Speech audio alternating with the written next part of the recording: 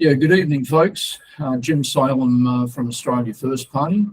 I'm speaking tonight with Michael, who is a founding member of the youth organisation known as Australian National Front, which has appeared online in several places. Good evening, Michael. Thanks for having me. No worries at all. First up, I suppose, where did the ANF come from? Who are you guys? So the ANF originally came from some National Socialist leaning circles, namely the NSN. We decided to go a different ideological and strategic route than what was originally done. And that's basically where we came from. So you've obviously branched out in the direction of an Australian nationalism, is that correct? Yes, that's correct. Look, obviously a new group, many things are happening. Can you maybe enlighten us to what you've actually been doing lately? So we're an activist organization. We focus on great optics and aesthetics, as you can see with our posters and materials and stuff that we've been putting up. We also participate in some training and community building, but overall we would define ourselves as primarily an activist group, doing the raw activism, putting the posters on the street for the everyday Australian to observe in the public spheres. Do you think that you've actually administered any impact at this stage, or is it early days? Well, we definitely have had some impact. I've looked at our website analytics, and we've gotten how many thousands? I can't think off the top of my head, but especially in the first few months, we got like many thousands of views, which were exactly in the same time periods that our poster runs and stuff happened. So I know that people definitely searched us up. It's definitely having a physical impact, but mainly recently we've been having more of a digital impact, especially on TikTok. You know, it's a pretty youth-based application. One of our little video clips has recently gotten 35,000 views, which is quite a significant amount of people seeing it. So yeah. Do you think that the fact that it is an activist orientation is what's actually getting this attention? That it's not just purely the digital world? Well, yes, and I think that because of the route we've taken and how, I'd say, unique it is compared to like conventional forms of activism, I'd say that yes, it does attract more views, but some of the things we've gotten a lot of views on also haven't always been about the activism itself, but rather the ideological message. Like on TikTok, our most viewed video clip was actually explaining nationalism for like a minute instead of like showing off what we're doing. So yeah. And do you get a lot of feedback from ordinary people? Are they young people writing into you and exchanging views and ideas with you? Yes, we've had a lot of likes. I think on that video we have around 3,000 likes. We've had a few hundred comments. A lot of people are commenting quite positively and saying this is like the type of thing we've needed for ages. You know, we love this channel, etc., etc.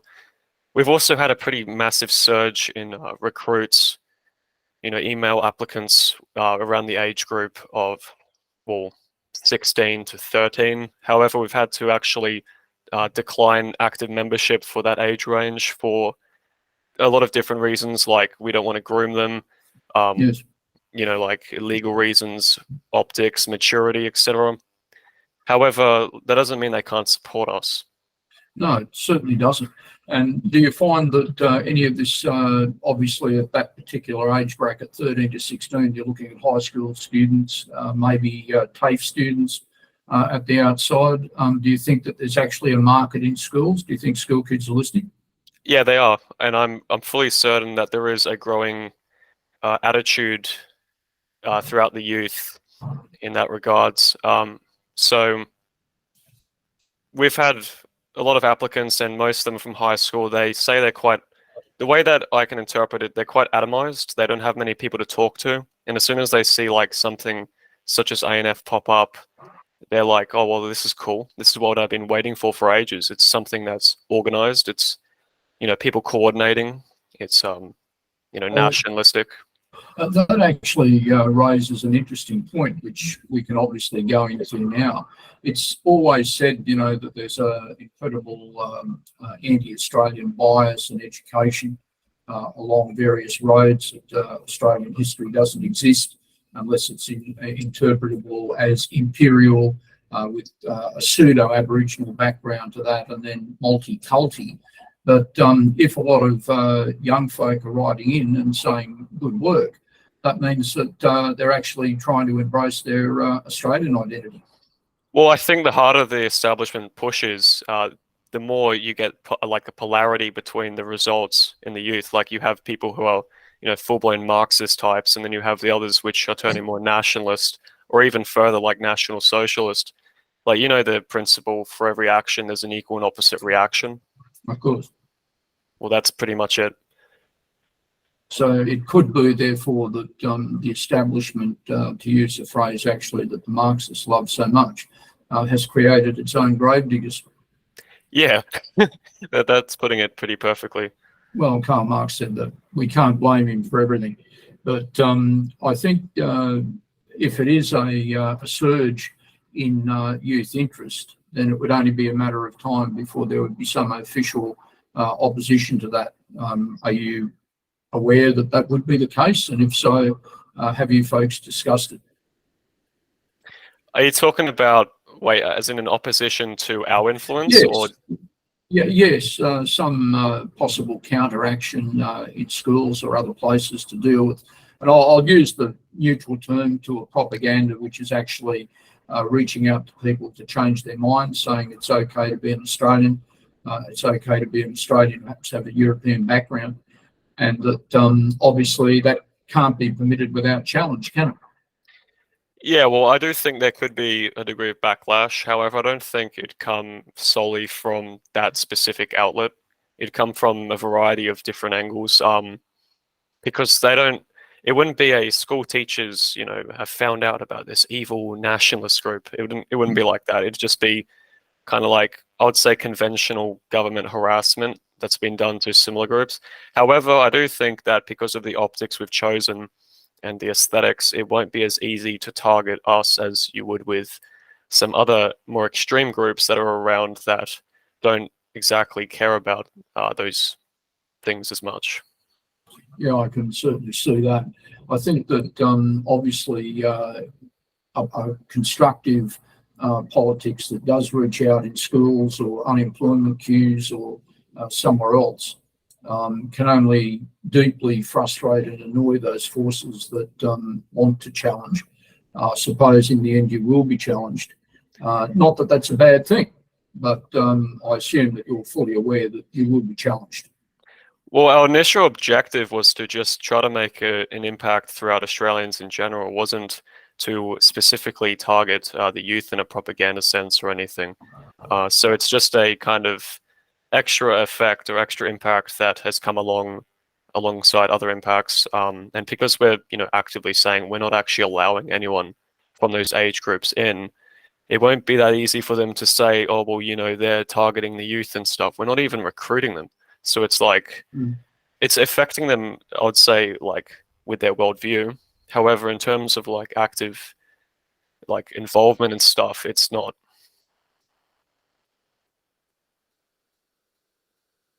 I think we just developed a problem. What's the problem?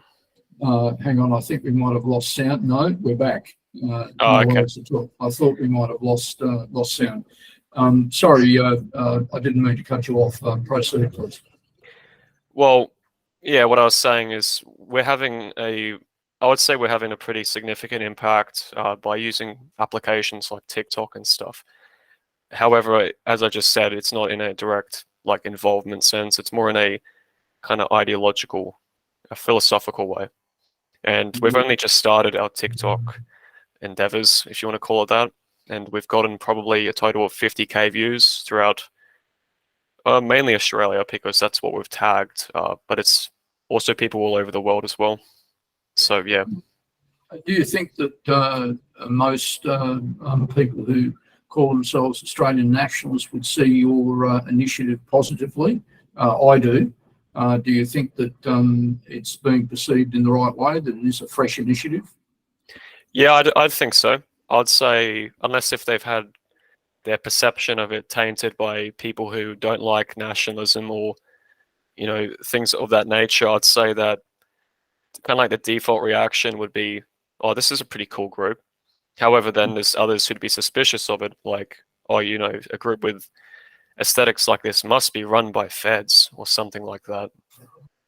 Well, I'm not sure who would say that. We might have some opinions of who that might be. Yeah. We won't name anybody.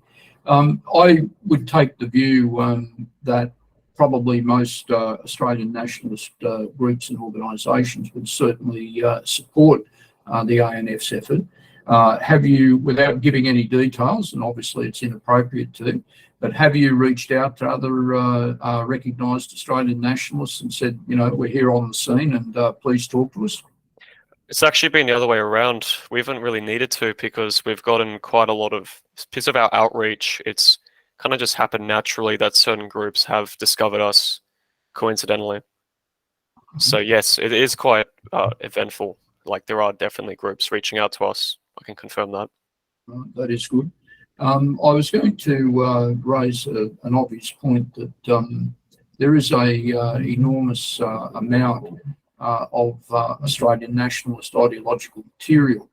I can testify personally, if I was to take the oath, that when I was a person at, say, the age bracket 20 or 21, that did not really exist. But now, of course, it actually does. How do you think you would go about embracing that material and integrating it into your work? You're obviously aware of it. How are you looking to do that?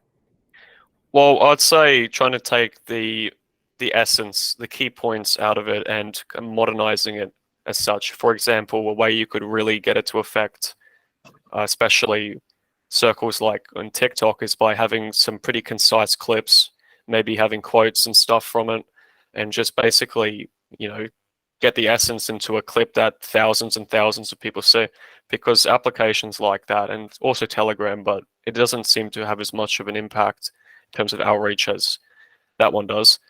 I think it could be extremely effective in getting those across. If not just having through websites and stuff, you could have references, you could have pages dedicated to like the most important. However, that is subjective, but like having the most important literature up there to educate Australians. Yeah, obviously, you take the education aspect as a very, very important one. Well, if it wasn't an important one, I wouldn't be here. Or take it. Obviously, I think, and I've found it myself, just knocking around and speaking to people, that there's often a great disconnect. Many people are not aware of their country's history. They're not aware of their country's politics. And do you feel that that's a problem for you? And how would you address that? The fact that a lot of Australians, and not just young Australians either, but a lot of Australians simply don't connect with their own country. Well, yeah, I do think that's to a degree a problem, and I guess it's just a similar answer to the other question you asked, is just trying to, get as much outreach as possible and just showing it to everyone, showing the most essential bits of history, showing what's been hidden, and what's, along those lines. That's all I can really say. Obviously, in any new group of people, particularly one with a targeted audience, there's the role of generalised outreach. And obviously, you've indicated that you're attempting to do that outreach. And do you think that that will develop in due course into specific activist campaigns with a focus designed to create a particular result?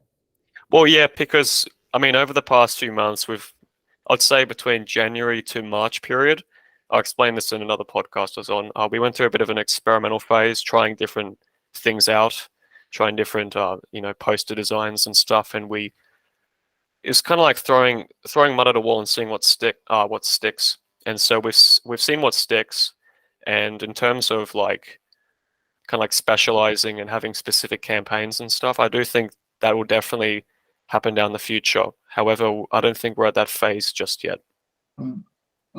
As you're probably well aware, some Australian nationalists have launched as best they can. It's still early days, even though the issue is very pressing, on the matter of the so-called Aboriginal voice to Parliament. I can tell you Australia First recommends a no vote. We're developing reasons why. Is that likely to be a campaign in which the ANF blokes would be interested? And if so, have they said anything about it so far? I'd say yes, that's something we'll probably focus on in the future, and it will be something that will, gather interest because it's quite an essential bit of, I guess, campaign to contest, or their campaign to push it, if you know what I mean. Indeed. In other words, you do look at the idea of contest. If your opponent puts up a particular argument, you wish to argue against that argument.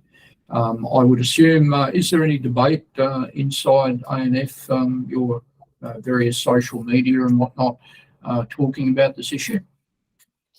Not really, no.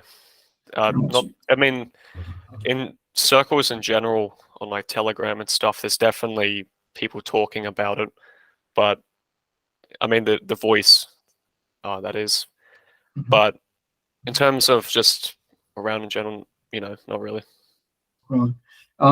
Also, too, I don't know. This question just comes from left field for a few reasons. Has there been any comment in ANF regarding the future of Australia, whether or not the current government, as you know, is currently involved in a war?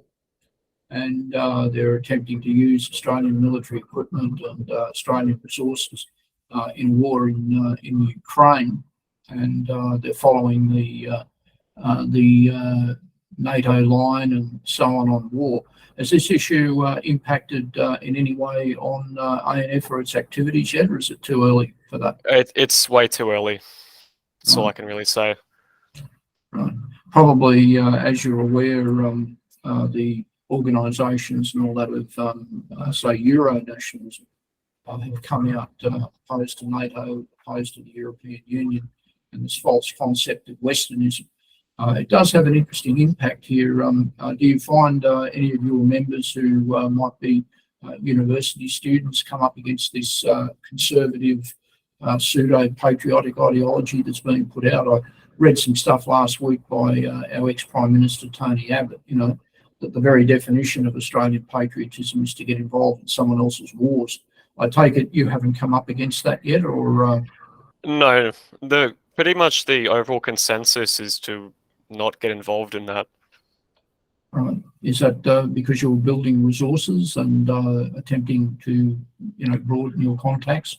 Oh, as in like not getting involved in wars in general, as just a national policy, not as in getting involved in it, like as a topic organisationally, if you know what I mean. Yeah, I follow your logic.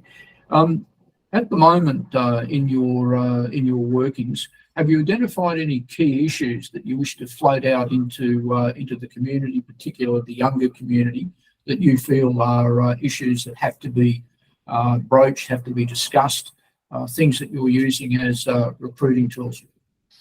Well, the majority of our propaganda that's been going around has been mainly kind of like generalized promotional stuff for the group in itself. The issues that have been raised with some of our designs is one like addressing Marxism, for example, and also the drug epidemic throughout Australia, saying reject poison. That's one of our posters. Other than that, it's been mainly, as I said, generalized, tailored towards building up ANF. In some discussions that I've had with younger nationalist people, the issue of immigration has really come and hit them in the face. Do you find that the young people you're contacting, how are they feeling about that? A lot of them feel like they're in the position where they are like a little island surrounded by an ocean of, non-whites, non-Australians, a few of them have been bullied in the past, and they've basically sought out a nationalist mindset for their own survival.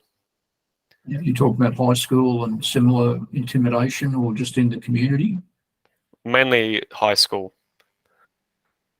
And does that take the form of actual physical violence? Yes. There's been a few applicants, well, inquiries, I'll say, who have actually told me their stories, and they've said that they feel, kind of like a bit persecuted, like they're not in Australia anymore. And of course, if certain lessons are being run the way they're reasonably run, if they speak out, they're the victims of intimidation. Yeah, they're labelled stuff, and so usually what happens is they try to evade these people. However, they're also quiet at the same time, just for their own survival. Any of the people inquiring girls, females? Not yet. Not yet. It's largely under 30s males Well, in general. Yeah, that can obviously be a good thing in short term. Yeah, that's true. I might submit that in the long term, if a nationalist movement does not attract women, then it does not leap over various hurdles, and that's obviously something for the future. I would assume you've considered that too. Yeah, down the track. I mean, it's a bit early because women aren't inclined to join these things as such compared to men. But then again, I will say on our TikTok, there have been a pretty substantial amount of women who have actually followed our channel. So there is a somewhat of an agreement in their, mindset towards In it. other words, maybe the girls are just a bit quiet at this stage, Yeah. and seeing how things develop, perhaps, and you never know, you might get quite a number of women wish to affiliate. Certainly, it's always been the history of nationalist organisations in Australia. There has been a predominance of males. I can tell you that that's certainly true. But there's always been a very, very strong female minority who have been involved at pretty much every level of it, which I would regard as a positive thing. Obviously, that's something for your future, and I'm sure you'll address it when you do. If we just come back to the immigration matter, what is it that the people contacting you are actually seeing? What is it that they think is actually happening to their country? Well, the overall consensus is they think that their people are being replaced, that they're under attack, and they're being surrounded by foreigners who disregard their people, their culture, and pretty much their way of life. And do they feel maybe competed against in places like universities, things like that? Yes. And obviously, have you had any resonance with tertiary institutions? As maybe students contacted you? A few, but it's like a mix. There's no real specific demographics in that regard. Early days, in other words, until something bites, you might say. Yeah. And obviously, you've. Let's just come back to that other point, that you're engaged in an outreach program, and at some point, I think I said to you that some of that actually becomes political campaigning of one sort or another around issues to increase profile and build support. Have you, at the moment, identified any issues that might be worth turning into campaign points, or again, is that a little bit too early in your work? Well, I think what's considered right now is the upcoming, Voice to Parliament that's going to be coming up soon. Having a activist campaign on that regard would be quite productive, I think. Mm-hmm. And do you notice that there is actually a lot of support for the no vote? Yeah, there is, from my personal experiences and conversations I've had. Yeah, in fact, some people are predicting that yes won't get up, and, which. Well, they could. Sorry. I think they could just rig it if they really wanted to, but rigging does happen, as you're probably aware. there was a very famous lady, she's now deceased, pardon me, called Amy McGrath, actually wrote books about electoral rigging in Australia. So it's not unknown. It's hard to say, but I think the more people who vote no, I take it that your group will be publicly advocating no. Yeah, that's correct. Right, very good. Well, I look forward to us exchanging some views and ideas on that. Yeah, well, I think that when it comes down to the Aboriginal voice to Parliament, the most important thing to consider is it's kind of like an excuse or a Trojan horse, you could call it, to have this, what could you call it? This ethnic divide that's been perpetrated by the elite between Aboriginals and whites, trying to exacerbate that and use it against white Australians. And by them trying to change the constitution, it ultimately will have quite a lot of influence on Australians in general, because that means they'll have pretty much full control in a legislative manner once they pass it. And I mean, what they're mainly indicating at is once they have the voice passed, they're going to do a treaty. And then once they have the treaty done, it's just a slippery slope from then. You're on the same wavelength as me.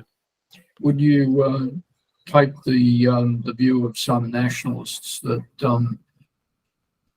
many Aborigines or Aboriginal backgrounded persons who may vote for this don't really understand what they might be getting? Yeah, pretty much.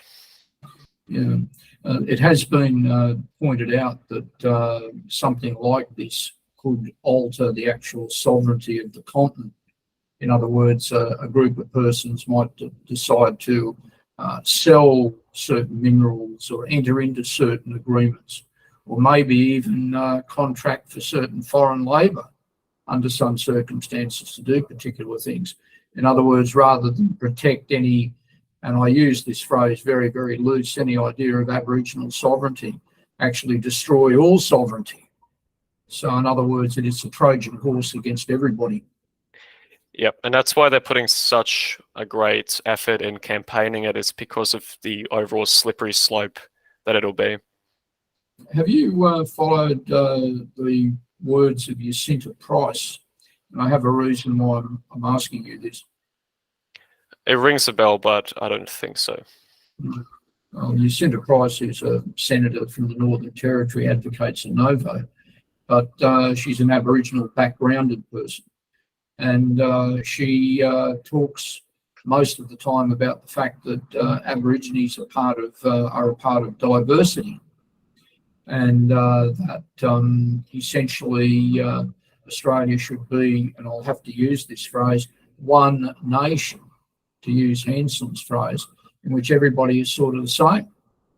And that seems to be a doctrine if she's heading the no campaign. If she's adopted the idea of diversity, you'd have to wonder what the hell she was about. Yeah, that's a contradiction. It is, isn't it? It's one of the enormous ones. I take it your blokes have also picked the fact that any Aboriginal person is also confronted by immigration. Yeah. Yeah, I mean... Yeah. Yeah. So these professionals like Mr. Dobson and Linda Burney and Marcia Langton and all that, I haven't heard anything about immigration out of these fine spokespeople. What'll be funny is if they get their way, the white man won't be their problem, but then the Chinaman and then the Indian will be. Funny that, isn't it? And yeah. I mean, we can joke at it, but we're in the same boat too, let's be quite frank. But you need a sense of humour, otherwise I don't think we wouldn't be Australians if we didn't. But I think you're very right to raise that. I hope that that might creep into your public outreach material. Yeah. I think that the prime time to consider a campaign against it would be when it's nearing the date, if you know what I mean, because that's when all eyes are on it. Right. Although, like, prior would also be good to, lobby support against it. Yeah, indeed so. Coming right back very, very close to the start of our conversation, you mentioned that many young people are getting in touch with you and saying it's really great to find a group of Australians on certain places and they want to communicate with you. How hard has it been for the people involved with you to actually locate the theories of Australian nationalism? It's coming on a bit from what we talked about before. Yeah. Assimilating those ideas, putting it into a form. Have you found this to be a really big task? Well, I think that one problem with Australian nationalism is that it needs to be more modernized. So usually what's the most focused on materials is the more national socialist stuff. That's what you mainly see circling around the most, because it's the most modernized in compared to Australian nationalism, in my opinion. And so that's one reason why I'm doing what I'm doing right now, is because I'm attempting to have Australian nationalism, catch up to speed and impact the youth, instead of, it being kind of like diverted away from a true authentic Australian message.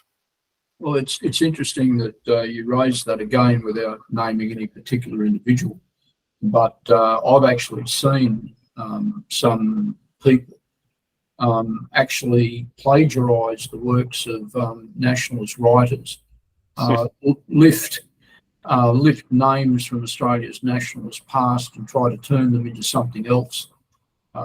Attempted to say they believed in ideas that they never believed in. Total misrepresentation. In fact, there's one person, to call him a galah is probably not doing him full injustice, but he actually lifted ideas from some of our material where we talked about labourism, which is one of the core aspects of Australian nationalism going back 120 years. It's one of those things that actually made it what it was, and suggesting that it's something else. Do you think that your particular mission helps to make sure that the true ideas of Australian nationalism flow only into that stream and are not misused? Yeah, I do think so. I think that, because I'm younger and I'm have my head wrapped around technology more, and we're doing stuff on TikTok, and we're trying to stay as relevant and as modern as possible. I think that it'll definitely have a pretty great impact in keeping the message pure, so to speak. Well, that's actually an interesting point. Like when we talk about modernism and ideas, obviously our country, the roots of nationalism go back to the 1880s, and that's a long time ago, coming up for almost 150 years.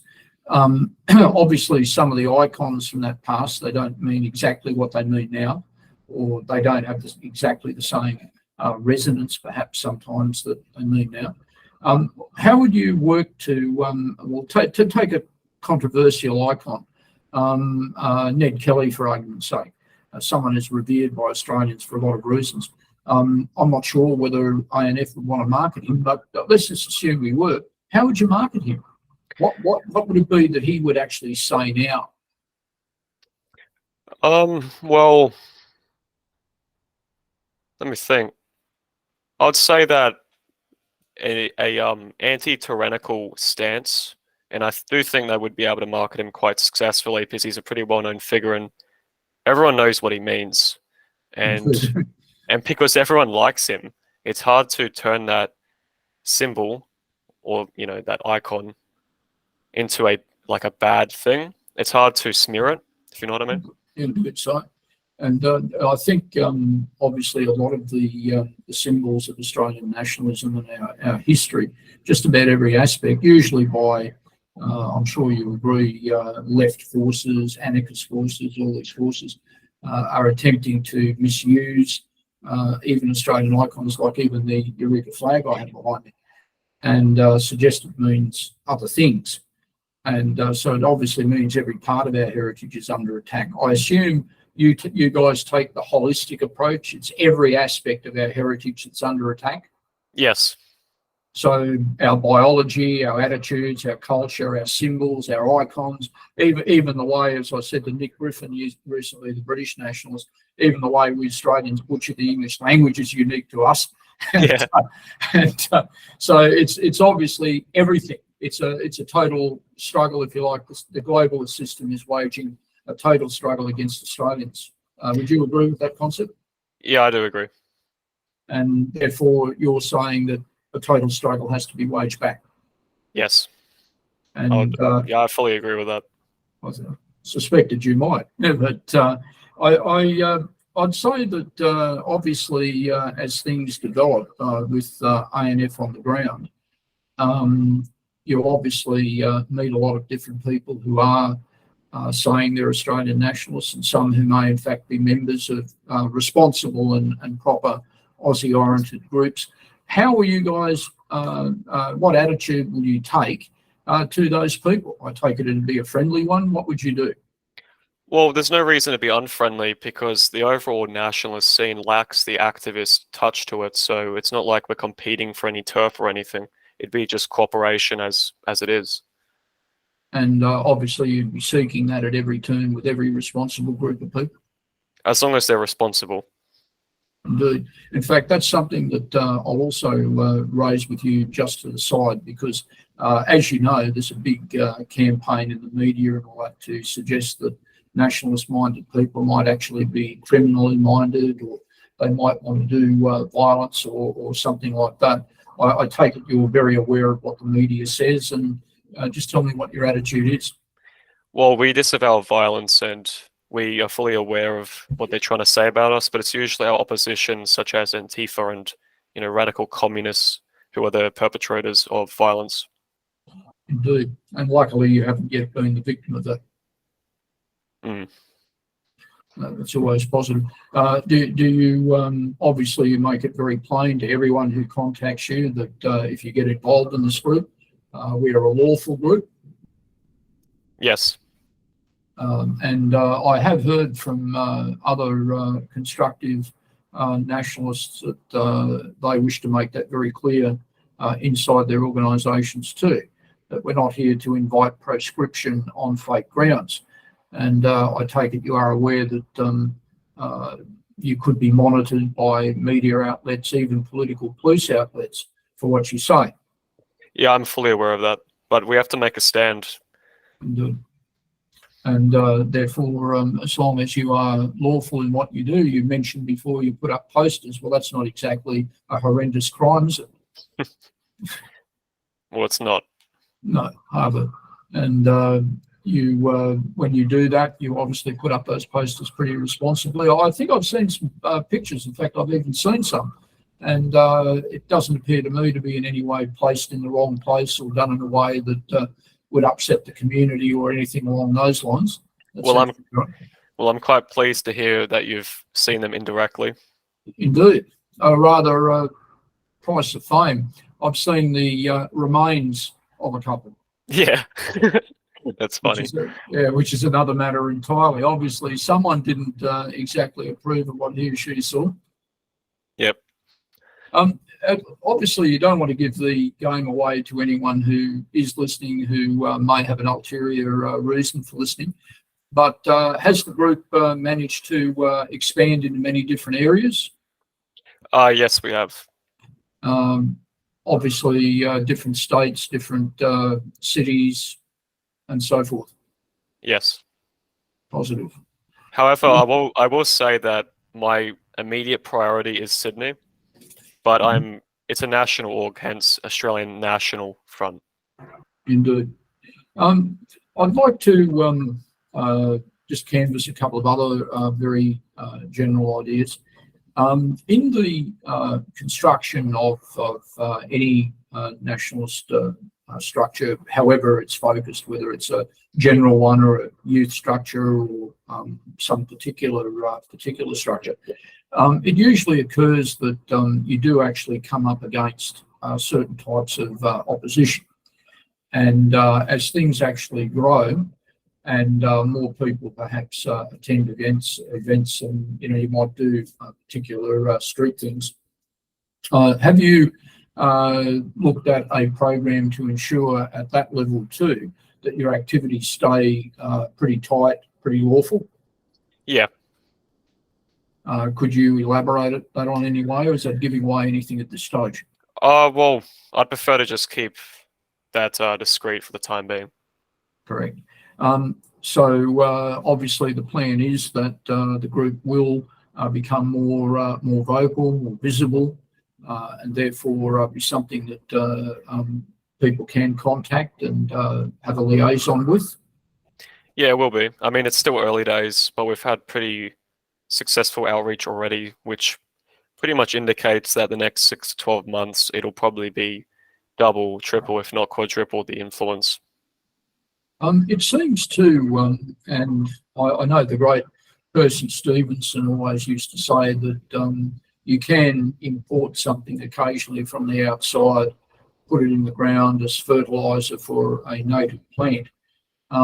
Without going into any particular details, why do you think it's been that some people, and I don't just mean funny people with strange ideological predilections, but why some people have looked to foreign examples to inspire their nationalism? Why haven't they necessarily always looked local? I think it's because they're disconnected with their people and their culture. That's why they're seeking other ones.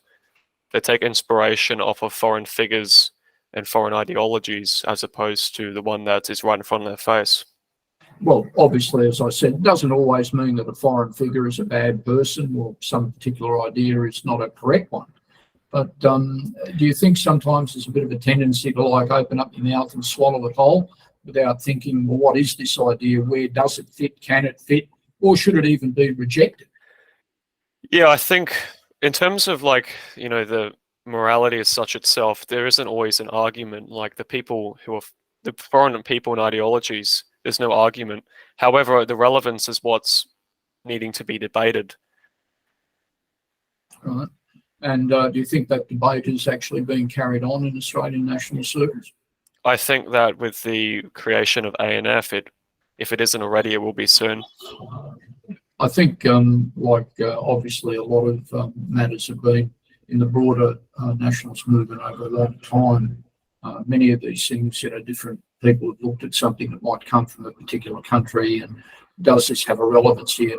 But sometimes you get people who want to join a group that's, I won't say where or whatever, but I'll pluck something out of the air. It's registered in Switzerland. And they think it sounds good, and they want to be like that and model themselves like that, and all of this, but they lose touch with Australians, and Australian reality. I think it might be a historical problem, maybe in the history of our land. I'm not 100% sure, but it's good to see you blokes are really getting in touch with who you are as Australians and where it all fits. And I take it you really hammer that on the inside too. Yeah, I mean, what I identify as an Australian nationalist, and it feels like the most authentic label I've given myself to date. It makes the most sense to me, and it feels the most legitimate. Indeed. Obviously, if I can be grandiloquent, one of our members recently published a 6-volume collection of the works of John Curtin. And I'll say to you that if you're in the tradition of John Curtin, then there's nothing that's un-Australian about you. And that's how I see it from my point of view as well. As we sort of wind up this discussion, there's probably a few things more that you might like to add. And I know that I've conducted questioning here to, put things down. Is there anything else that you think that I've missed in what I've asked you tonight? Well, I think I'd like to clarify the org in itself. For example, the name, the logo, the 1901 we've used, and things as such. So we've called our group the Australian National Front, not because we're associated with any similar sounding groups, but because of the literal meaning of the name. We're Australian, we're a national org, and we're a front or a spearhead or a activism group pushing against the destruction of our people and culture. In terms of our logo, we have a circle with a shield and a Southern Cross in it, and then it says Australian National Front on the top, then Folk Land Duty, and then on the sides there are lightning bolts. So we chose the shield because it represents defending Australia, and the Southern Cross, which is the symbol from the Australian flag. And then the lightning bolts represents being striking and effective and powerful. It's nothing to do with any ideological symbolism. It's literally just lightning bolts. So that's a misunderstanding some people have had. And the 1901, we chose that as our year because, one, it's easier. For example, with the website anf1901.org, it's very easy to remember, as well as it's extremely relevant because that was the year that Australia, federated, and also the implementation of the White Australia policy. And so that's pretty much the explanation of those smallish details in regards to ANF. And yeah, I don't think there's anything else for me to add for that one. Right. And is there anything else you want to say about the group? Nothing off the top of my head right now. I think we're quite self-explanatory. We're an activist org. We're, doing outreach programs, and we're just trying to build and save Australia.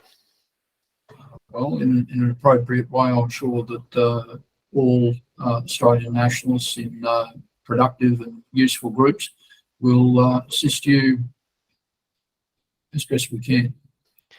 I was also going to ask you, would you like to clarify what Australia First Party is for the viewers who are unaware of what it is? Yes, okay. Look, Australia First Party is a political party organised as an association and also as a registered party in New South Wales. But our definition of party is not simply an organisation that contests elections. Political parties are broad-based things that engage in ideological work, ideological struggle. They're groups that are involved in the community directly, and they may or they may not from time to time contest elections. First point, and then second point, Australia First is in the history and politics of Australian nationalism back into the pre-federation period.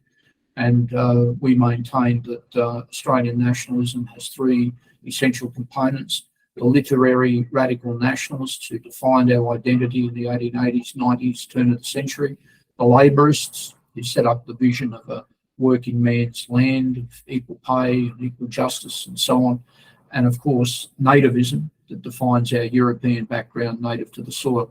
So Australia First is a bit of a composite of things, and we attempt to work constructively with people who may share some particular part of that or most of that, or do a particular thing inside the broad church of that. So we're very ecumenical, but we only work with reasonable and pro-Australian people. I hope that answers pretty much what your friends would like to know. I think that's pretty comprehensive. Thank you.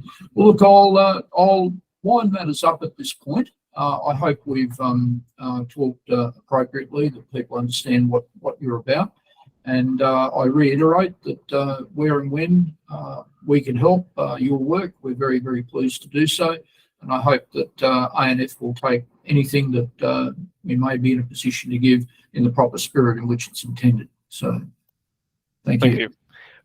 Before we wrap up, I just want to quickly say to the viewer, you can find us and all our content on anf1901.org. It's very easy to search up. And if you wish to join, we look forward to seeing your application.